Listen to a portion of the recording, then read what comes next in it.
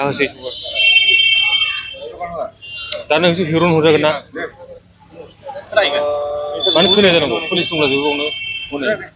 চাওক আজি আমি ইয়াতে ধৰ্ণা দিয়া বা প্ৰটেষ্ট দিয়াৰ মূল কাৰণটো হ'ল কি আমি যোৱা সময়ছোৱাৰ এটা নিউজ এক্সক্লুচিভ পাইছিলোঁ আমি প্ৰতিদিন টাইমত যে যোৱা মানে আমাৰ যিটো বিটিআৰ চৰকাৰ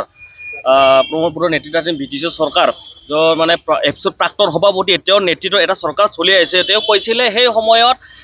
স্বচ্ছ আৰু নিকা বোলে এটা UPPL চৰকাৰ গঠন কৰিছে কিন্তু তেওঁৰ সময়তে তেওঁৰ সময়ত যিটো আমাৰ চৰকাৰ চলি আছে UPPL নেতৃত্বাধীন চৰকাৰ চলি আছে তেওঁৰ মুখ্য কাৰ্যবাহী সদস্যৰ নেতৃত্বত যে আমাৰ প্ৰতিদিন টাইমত নিউজত ওলোৱা এনেকুৱা মতে মানে যোৱা আমাৰ যোনটো মানে লাষ্ট টাৰ্ম এইটো 24 আৰু 25 এটা টাৰ্মছত এইটো মানে লাষ্ট এনেকুৱা ক'ব লাগিব যে তেওঁলোকে এটা স্কেম ওলোৱাৰ মানে বুক স্কেম কৰা এটা মানে নিউজ ওলাই আছে যে তেওঁলোকে এটা বুকছৰ দামটো যোনটো মানে 500 টকাৰ দামৰ এটা কিতাপ তেওঁলোকে তেনেকুৱা আমি গম পাইছোঁ যে আমি আমাৰ তথ্য অনুসৰি যে তেওঁলোকে আমাৰ 500 টকাৰ কিতাপটো আমাৰ US ডলাৰত এনেকুৱা এটা ডলাৰ চিষ্টেমত মানে এটা কিবা কৰি আছে যে 500 টকাৰ যোনটো কিতাপ তেওঁলোকে 15,000 টকাত এনেকুৱা বিক্ৰী কৰি আছে বা এনেকুৱা সাপ্লাই দি আছে তেনেকুৱা আমি তেওঁলোকৰ বিৰুদ্ধে এটা মানে আমি RTI মাৰা তথ্য হৰি এনেকুৱা পাইছোঁ যে যোৱা সময়ছোৱাত তেওঁলোকে এটা যোনটো পাব্লিচাৰৰ থ্ৰুৱেদি এনেকুৱা কিতাপটো লৈছে যে তেওঁলোকৰ এটা নটিচত মেনশ্যন আছে যে তেওঁলোকৰ মানে প্ৰশান্ত জৈন বোলে এটা Indica publishers and distributions and private limited বোলে এটা ৰিচভ বুক ষ্টল এটা আদি বুকছ এইটো মানে এটা কিবা আছে তেওঁলোকে মানে তেওঁলোকৰ পৰা এনেকুৱা কিতাপ অনা হৈছে তেওঁলোকে তেনেকুৱা ছাপ্লাই দিছে অমুক কলেজত বা BTCৰ 33খন কলেজত তেওঁলোকে ছাপ্লাই দিয়াৰ অনুসৰি তেওঁলোকে মানে তথ্য মানে আমি পোৱা গৈছে তো তেওঁ কৈছে যে আমি এতিয়ালৈকে ছাপ্লাই দিয়া নাই বা আমাৰ পৰা কিবাটো হোৱা নাই যে ৰিলিজ হোৱা নাই ফাণ্ডটো এডুকেশ্যন ডিপাৰ্টমেণ্টৰ পৰা তো এইটো কথাটো আমি এইটো মানিব নোৱাৰোঁ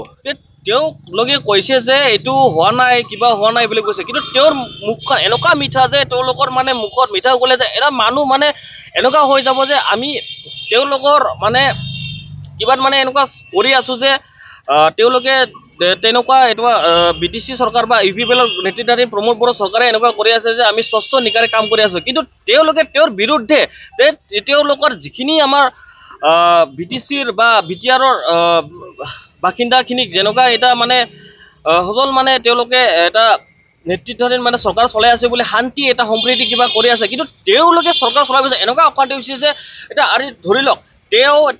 এসময়ত 2010-12 চনৰ পৰা তেওঁ এপছৰ সভাপতি আছিলে 2020 চনলৈকে যেতিয়া নেকি BTR চৰকাৰ আহিছিলে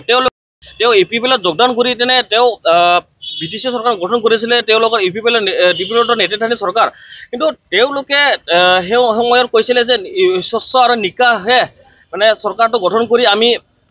আপোনালোকে কি দাবীটো আমি মেমৰেণ্ডাম দাখিল কৰিলে আমি মেমৰেণ্ডামটো দিছোঁ যে আমি অতি শীঘ্ৰে তেওঁলোকৰ যোনটো আমি মেইন কৰাপ্টেড পাৰ্চন তেওঁক মানে অতি শীঘ্ৰে এৰেষ্ট কৰিব লাগে আৰু তেওঁক মানে কিবা কৰি তেনে ইনভেষ্টিগেশ্যন কৰিব লাগে তাৰপিছত তেওঁলোকক আইনীভাৱে যেনেকুৱা মানে সাজা দিব লাগে তেওঁলোকক দিব লাগে আৰু যদি তেওঁলোকে আইনভাৱে যদি সাজা দিব নোৱাৰে আমি হয়তো অসমত এটা মানে দেখিব নোৱাৰাকৈ এনেকুৱা মানে পৰিৱেশ দেখিব ল'ব পাৰো হ'ব পাৰে কাৰণ আমি ছাত্ৰ সংগঠনো হয় যদি আমি ছাত্ৰবিলাকৰ ভাল কাম কৰিব নোৱাৰোঁ তেতিয়া আমি আমাৰ বহুত দুৰ্ভাগ্যজনক কিন্তু আমি চেষ্টা কৰি যাম যে তেওঁলোকে যেনেকুৱা ধৰণৰ তেওঁলোকে এটা যেনেকুৱা কাম কৰি আছে যে অভিযোগটো আছে BTC গভৰ্ণমেণ্ট বা প্ৰমোদ বড়োৰ নেতৃত্বাধীন তেওঁৰ যে মুখ্য কাৰ্যবাহী সদস্য BTCৰ তেওঁৱেতো এডুকেশ্যন ডিপাৰ্টমেণ্ট শিক্ষা ডিপাৰ্টমেণ্টত চলাই আছে তো তেওঁৰ নেতৃত্বাধীনত মানে শিক্ষা ডিপাৰ্টমেণ্টত চলি আছে তো সেই হিচাপত প্ৰমোদ বড়ো ডাঙৰীয়া তেওঁৰ ওপৰত ইনভেষ্টিগেশ্যনটো চলিব লাগে আৰু তেওঁৰ যোনটো আশে পাশে থাকে আমাৰ BTC প্ৰিন্সিপাল ছেক্ৰেটাৰী বা এডুকেশ্যন ডিপাৰ্টমেণ্টৰ যোনটো বৰ্তমান মই শুনিছোঁ তেওঁ কোনোবা উইলছন হাজদা বুলি নামৰ এজনক মানে এডুকেশ্যনৰ EMটো দায়িত্ব দিছে কিন্তু তেওঁ ইনচাৰ্জত আছে তো সেই হিচাপত যিখিনি মানে দায়িত্বত আছে বৰ্তমান সময়ত তেওঁলোকক মানে ইনভেষ্টিগেশ্যনটো কৰিব লাগে আৰু অতি শীঘ্ৰে তেওঁলোকক মানে আইনী ব্যৱস্থাটো ল'ব লাগে।